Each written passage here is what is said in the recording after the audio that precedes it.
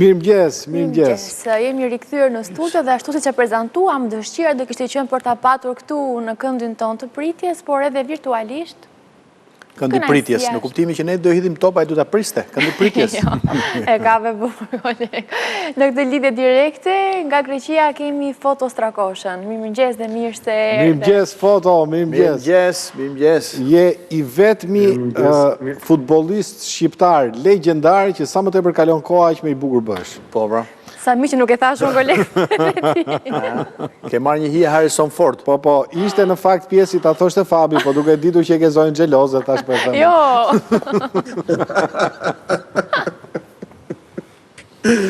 Mirë se erdhe Foto. Mirëmëngjes.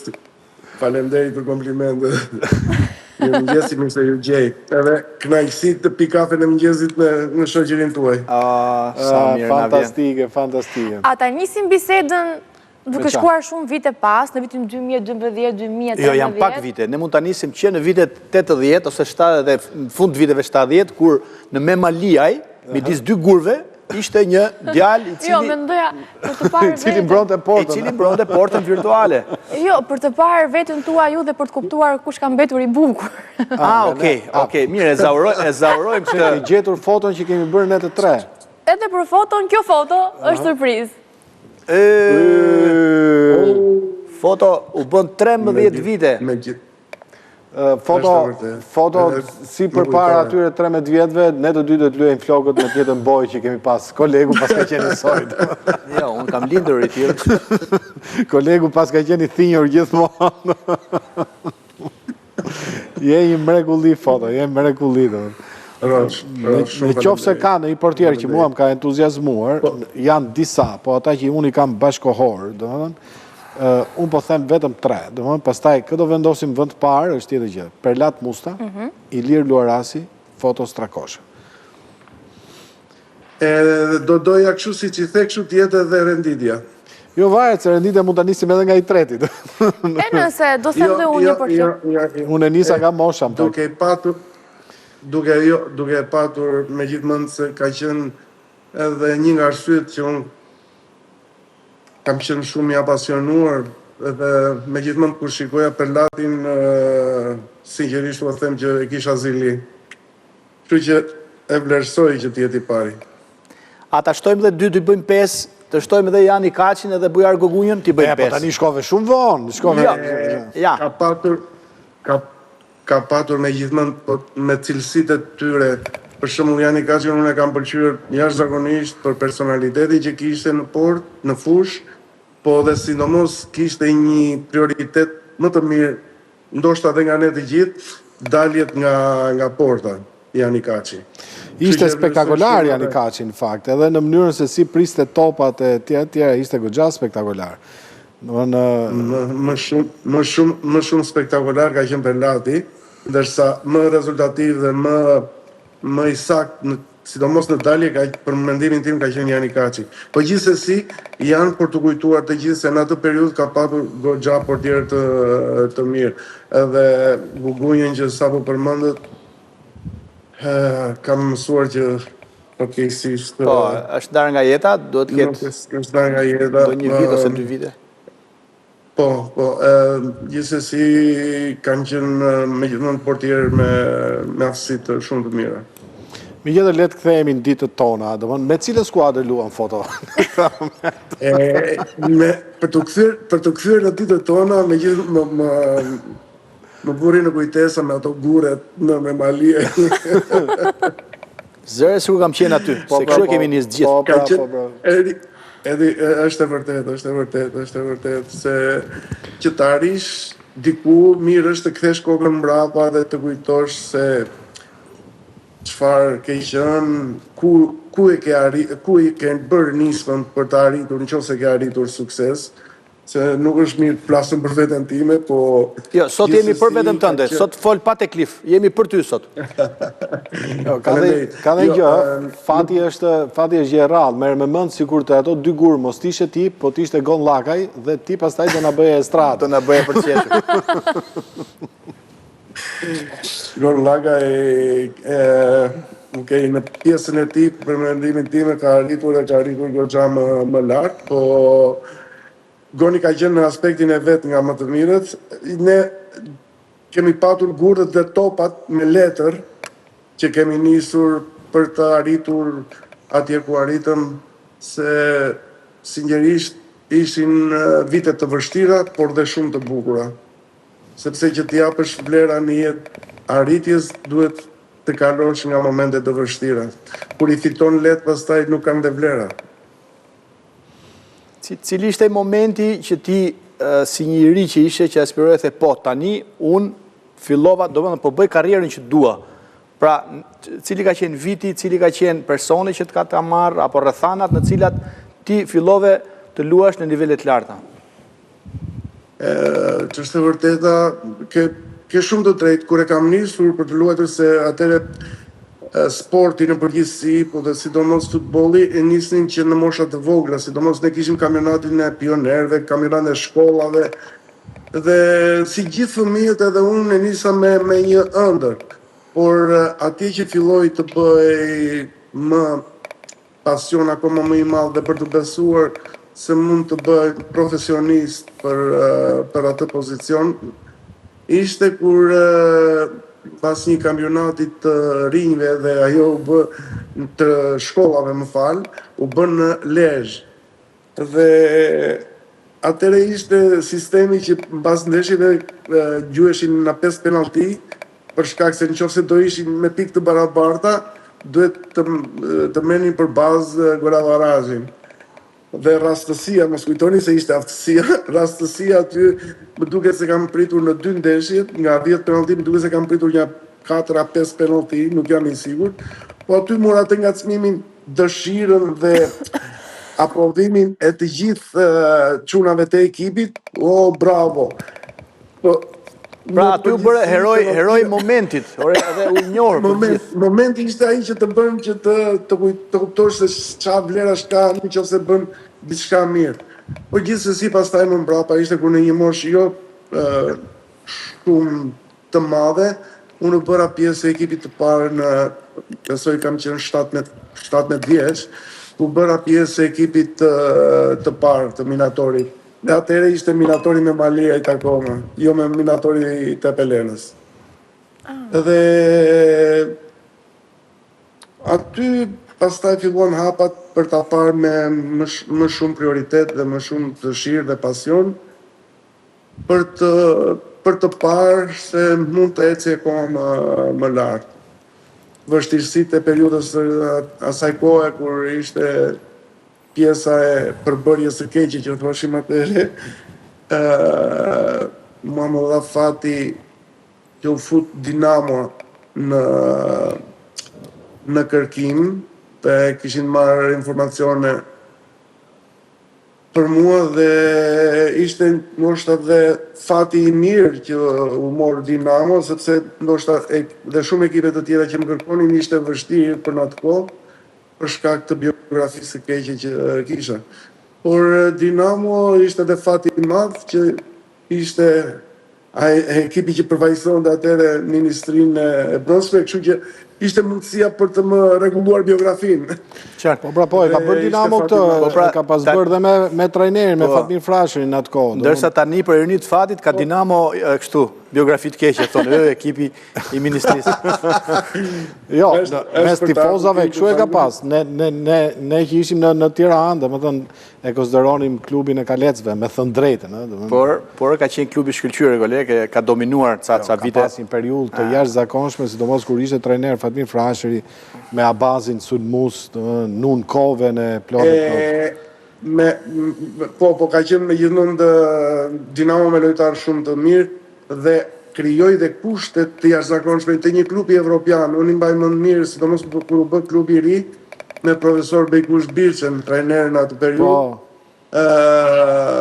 Ishte me terrenet sportive, me fushat, me qendrën stërvitore, domethënë me restorantet, me sallën e televizionit, me dhomat e fjetjes. Ishte megjithmonë një klub që nuk ishte përse të bëjë xheloz nga klubet evropiane. Pak a shumë është ambientet ku janë sot ambientet e federatës, do më thënë, aty ka qenë kompleksi sportiv Dinamo, tejet modern edhe kështu. Me gjitha ta, unë kam përshtypjen se ti ke luajtur pak në Shqipëri, nuk është se... Mua më dha edhe fati, po njëkohësisht drejt ajo që tha, se tek Dinamo unë luajta thuaj se një vite e gjysëm. Edhe fati i madh ishte që vitin e parë që kam shkuar te Dinamo, më falni, kemi marrë titullin e kampion, po kampionatin, dhe kemi shkuar dhe në finalen e kupës, ku e fituam dhe kupën me Flamurtarin. E te Superkupën më mos gaboj? Superkupën ju kërkoj ndjes, po nuk e mbaj mend. Ndoshta nuk ka qenë Superkupa të vit. Nuk ka qenë Superkupa? Jo, Superkupa ka ardhur. Më duket se po ke të drejtë, më duket se s'ka qenë. Nuk ka qenë, është vënë mbas 90-s. Dhe unë në fund të vitit 90, ka qenë shkak një ndeshje me Kombëtaren, ka qenë një javë përpara ndeshjes me Kombëtaren, ka qenë trajner ndjes pas të Agron Sula, dhe unë kam pësuar një goditje tek Dora, dhe nuk luajta atë ndeshje, ka luajtur është thirrur Nesta Rapi nga Flamurtari. Dhe ai ka qenë shkaku pastaj që unë të mendoj për të larguar, dhe ishte piknisja për të ardhur në Greqi pastaj. Në dhjetor të vitit 90. Agron Sula është ndoshta ndër pak të trajner bashkë me Bari Ishkën që kanë mbaruar Koverçanën. Po. Më duket se edhe profesor edhe dikush tjetër. Neptun Bajko. Po, edhe profesor Neptun Bajko dhe Agron Sulaj. Ndoshta Bari Ishka më vonë. Po, profesor Neptun Bajko, po, ke jashtëzakonisht drejt, ishtë trajner dhe tant kombëtarës. Tani jemi në Greqi. Më kujtuat një Dinamo të asaj kohe me gjithmonë që kishte goxha lojtarë të mirë. Me vërtet ishte ardhja, unë e thoshim atëherë, erdhi fshatari nga Tepelena. Po me gjithmonë ka patur çuna goxhat edhe të mirë, po në kuptimin e marrëdhënieve brenda ekipit. Nuk e di në skuadrën tënde ka qenë Ben Ibro në atë kohë? Ka qenë Ibro, ka qenë Stafa, Nun Kove, Pieri Noga. Ka qenë Ilir Daja. Ka qenë Ilir Daja, po. Ka qenë Tur Zenuni? Sula, jo Turi nuk e kam arritur, po Sul Demollari një që me gjithmonë ishte me vlerat jashtëzakonshme. Wow, qa Dinamo. Po ka qenë Abazi, thamë? Abazi, ka qenë Ermal Tahiri. Po, Ermal. Ka qenë edhe disa djemë të rinj pastaj si një lirë Silo. Ben Milori? Ben Milori. Si që na kujtove, më të gjitha emra. Me thënë drejtën foto, i bje që po ta bëjmë informacion e skuadrës, nuk po them gjithë, po pjesa me madhe tyre sot mund të luani shumë rahat në seri A, minimumi. është vërtet. Nëse, Keli, do shpreh diçka që mirë është dhe është një bukur kurim edhe kujtojmë të kaluarën, por ka ndryshuar shumë futbolli, është bërë shumë herë më i shpejtë se sa në atë kohë, është më i vështirë. Mirë është tërimet t'i kujtojmë, por është vështirë për t'i krahasuar nëse çfarë do mund të bënin sot. Për atë që jam i bindur, Keli, që megjithmonë mund të bënin mirë, ishte karakteri atëre i fortë i pjesës më të madhe të futbollistëve që ishin të përkushtuar dhe donin që të përveç stërvitjes që do bënin shumë herë më tepër, po kishin dhe shpirtin e garës, kishin më tepër ishin më tepër të apasionuar me... Do shta ishit pak më tepër idealist, sepse akoma paraja e madhe nuk është se kishte prish futbollin. Nuk e kishim fare idenë e parasme se vërtet. Nuk është se ju e kishit qëllim vetvete futbollin për ta kthyer atë në mënyrë etese. Domethënë ishit sportiv, kuptohet. Do ju pëlqente të paguheshit si perëndim, por gjithsesi, domethënë kishit një lidhje me fushën e blerë tifozëve, ishte gati më natyrale se sa është sot. Sot flasim për hyjet futbollit, ndërsa atëherë flisnin për futbollistë të cilët ishin si puna jonë, ishin njerëz të popullit. Është vërtet, sepse dhe ne përjetonim atë qoftë edhe në ditët e stërvitjes, nuk ishte kënaqësi më të madhe kur vinin rreth e qark tifozat që shikonin stërvitjet. Po, që shikonin stërvitjen, jo vetëm ndeshjen. Kështu që kjo ishte ndryshimi me atë periudhë. Për shembull, një nga traditat e qytetit Tiranës ka qenë ndeshja e vitit 3 që bëj tek Pallati i Pionierëve, që bëj një miks e skuadrave e lojtarëve, të cilët jo të gjithë ishin profesionistë, kishte edhe amatorë që për një arsye për një tjetër nuk ishin bërë futbollistë, edhe ka qenë një hare e madhe në qytet, domethënë, ku basti që vije ishte një gjeldeti, Por dhe ishte megjithmonë për të vlerësuar dhe egoizmi që kishin dhe futbollistët profesionistë, nëse se me sa shpirt luanin. Luaj me shpirt sepse ishte si thirrje kombëtare, se do luaj filoni. Dhe ishte plot me tifoz, domethënë. Megjithatë, fjala për futbollin e sotëm, ne normalisht do përqendrohemi te sotmi dhe Tomasi na e priti një penalti në Riga, nuk shpëtuam jo për fat të Tomasit, me thënë të drejtën, por ka bërë 2 paraqitje të jashtëzakonshme. Edhe Tomasi është pjesë e ekipit. Kur është rezultati djalë, gëzojnë të gjithë. Kur është vajzë, nuk ka atje jo po më pak ke Tomasi, apo më shumë dikush tjetër. Megjithatë kush ka vajza botën karë.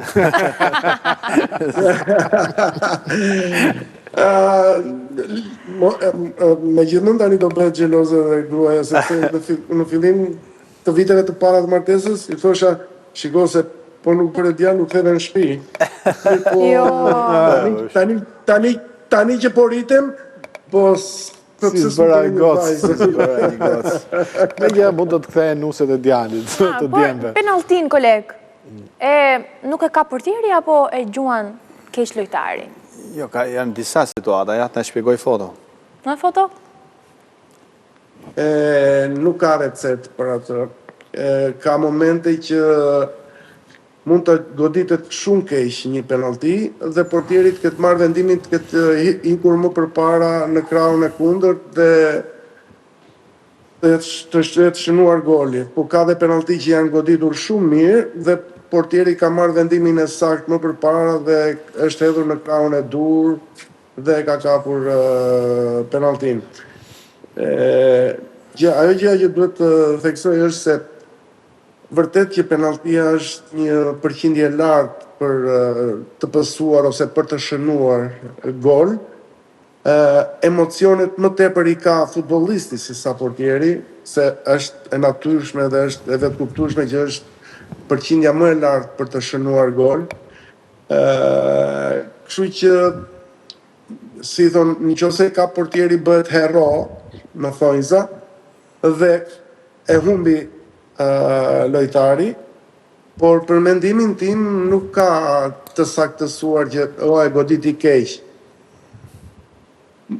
Përveç rasti ku e godet jashtë me diferencë të madhe, në momentin që e godet jashtë, për shembull.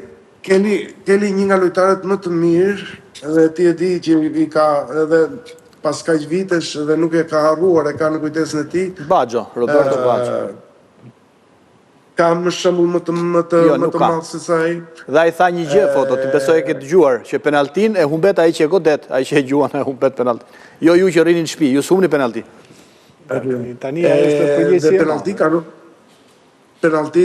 Penalti ka humbur edhe pothuajse emrat akoma më të mëdhenj. Po Platini, po Zico ka humbur penalti të rëndësishme, Baresi. Po janë penaltit. Gjithsesi nuk mund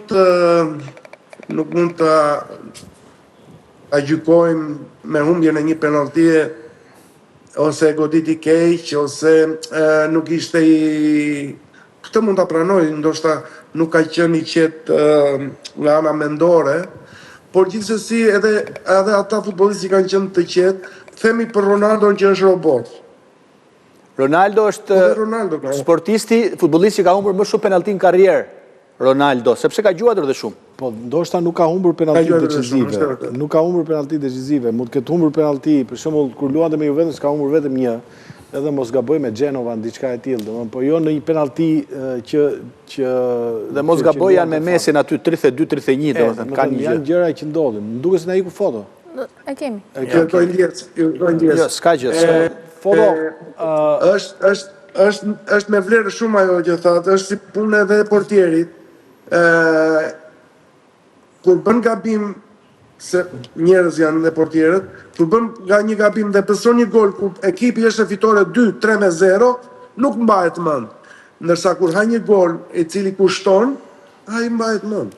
Vërtet. Varet shumë nga portieri. Tani unë nuk e kujtoj një portier që luante në Premier League, të cilin trajneri e mbante në stol, ishte moshë e madhe, e mbante në stol vetëm... futi për penaltit. E fuste vetëm për penaltit. Edhe kjo krijonte edhe një lloj konflikti me portierin e parë, se thoshte pritë Allah se unë bëj lojën, unë jam finale, ti fut këtë për penaltit. Por funksiononte edhe kjo lloj metode, domethënë. Megjithatë, penaltia është jo shumë larg e bënin te kombëtari e Hollandës. Po pra po. Po, kombëtari e Hollandës, tamam, kombëtari e Hollandës. Edhe diçka tjetër, gjithsesi ndeshja shihet në kompleks, dhe me thënë drejtën, me Serbin, ne luajtëm shumë mirë, dhe taktikisht, unë nuk e kisha parë Shqipërinë aq shumë të disiplinuar në drejtimin e Silvinjos sa që pash me Serbin. Gjë që bëra çudi kur e pam pastaj me Letonin. Dhe padyshim zgjedhjet janë trajnerit, ne nuk mund dalim tani në televizor dhe të bëjmë koloninë dëshkimore kundër Silvinjos. Por, pak hidhur na erdhi, apo jo, nuk e di nëse ketë njëtin opinion. Jo, ka dhe konflikt interesi, mos harros, e ka çunin.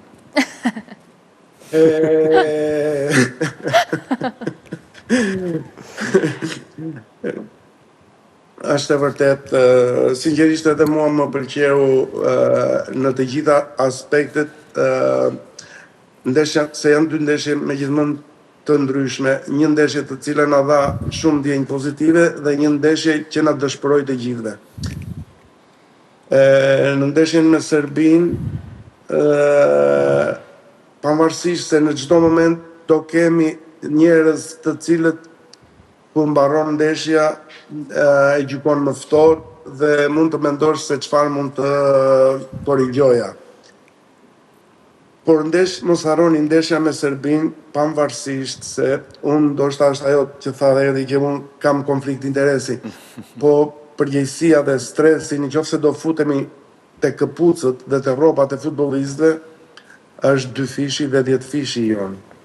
Pa dyshim. Sepse veprimet e tyre dhe ashtu siç e prisnin këtë ndeshje, përfaqësojnë një popull të tërë dhe fatkeqësisht kur ngatrohet politika pastaj me sportin bëhet akoma situata pak më e vështirë.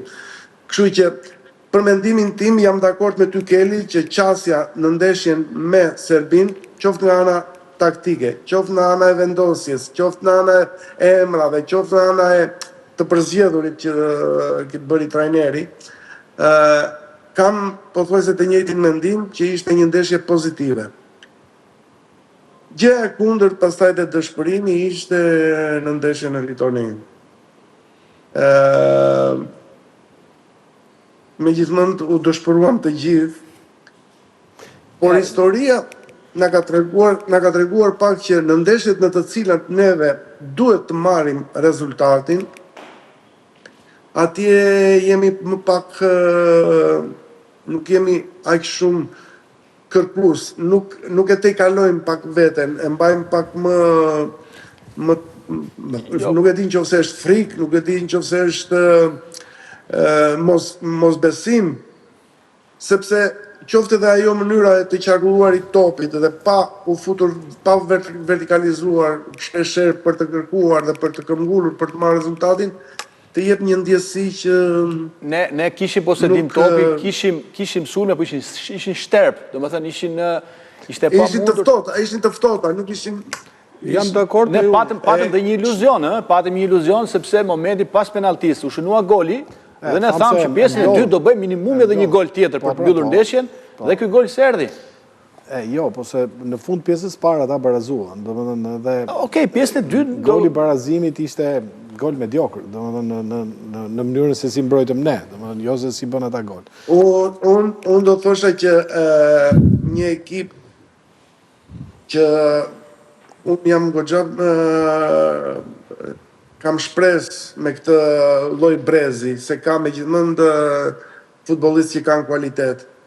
E besoja, nuk e di, por qofte edhe në ditë jo të mira të ekipit, duhet të di të marri rezultatin. Kjo është e rëndësishme. Kjo tregon rritje për një ekip.